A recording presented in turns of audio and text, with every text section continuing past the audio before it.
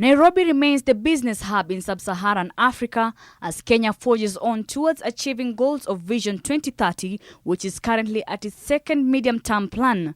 I think the biggest reforms have been in education, agriculture, I think industry.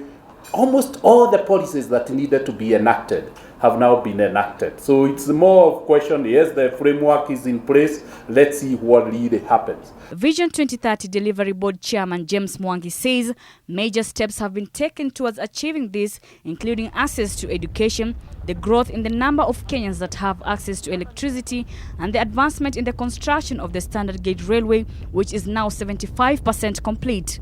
Now, on all counts, there has been improvement. Whether we talk about energy generation, energy distribution, last mile, and pricing, we are getting there, you know. By the end of this year, if we complete some of our major projects, particularly on the long-haul transmission lines, we will be back to where energy prices were in 2012, which were the lowest.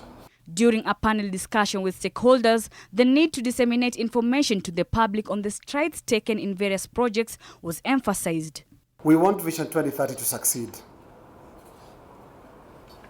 because there is a major gap in this country between what is said and what is really accomplished. That gap is what worries us. Every journalist will tell you that is uncomfortable.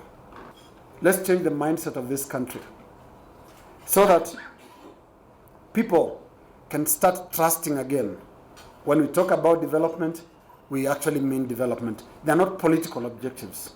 The issue of land compensation for infrastructure projects, which has been a headache for the government in terms of time taken and the cost of conclusion of the issue, was also in sharp focus.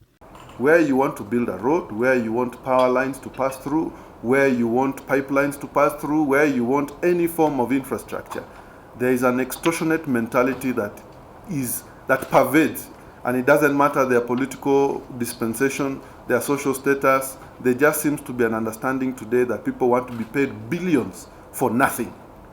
And the national interest is therefore compromised because the road is for all Kenyans.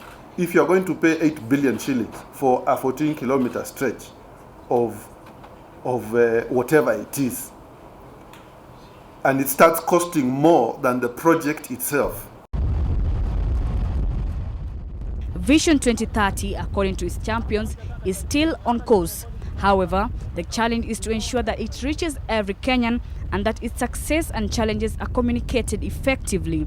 And Okumu, NTV Business.